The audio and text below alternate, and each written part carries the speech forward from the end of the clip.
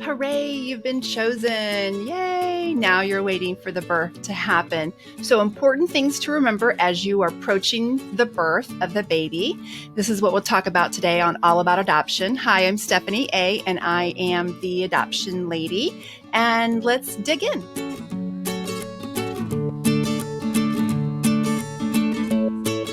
So preparing for the hospital experience, that will be one of the most important things that you will be preparing for.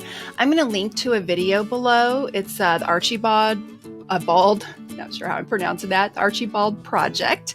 And it has I believe it's the 48 hours of the hospital experience. So a family adopting and just watching the mom's journey and the family's journey and watching the heart-wrenching decision that the mom makes to follow through with her placement plan. And so it's a really good video. So I'm going to link to that below. So just preparing for the hospital experience and just knowing kind of what to expect.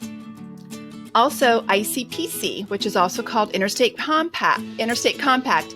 Know whether that is going to be a part of your adoption process. Basically, what that means is if you adopt a child across state lines, so the child's being born in another state than where you reside, you will have ICPC involved, and it will either be your adoption attorney or your adoption agency who will be taking care of the paperwork that is required.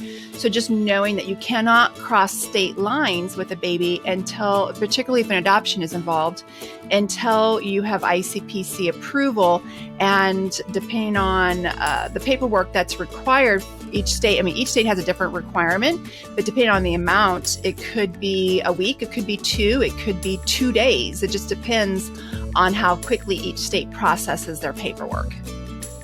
Preparing for attachment and bonding.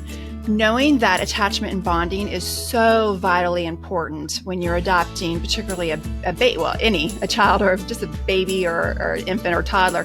Attachment and bonding is so important. But when it comes to the hospital experience and when it comes to a baby, just knowing the attachment and bonding is vital part of the process, and to understand the best ways to be able to attach and bond with your child. And one way to do that is what's called skin-to-skin contact. And that's just one of the many ways that you can attach and bond with your child once they join your family. Okay, post-placement reports. Know how many post-placement reports you're going to need. This varies from state to state and even county to county. So it will be important to check in with your home city agency or your placing agency to find out how many post-adoption reports you're going to need. And then after that, also, the next advice I have is to know when you will be finalizing your adoption. So for example, in Kansas, you can finalize your adoption in 30 to 60 days.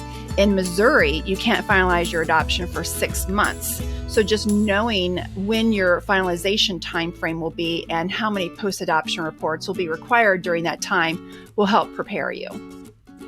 My last advice as you prepare for the child to join your family is to keep a connection with the birth family following placement, especially, and to keep the child's best interest in mind as you move forward with your post-adoption, open adoption contact with the birth family. So I hope to see you again next week. Thank you again for joining me. Until then, it is what it is.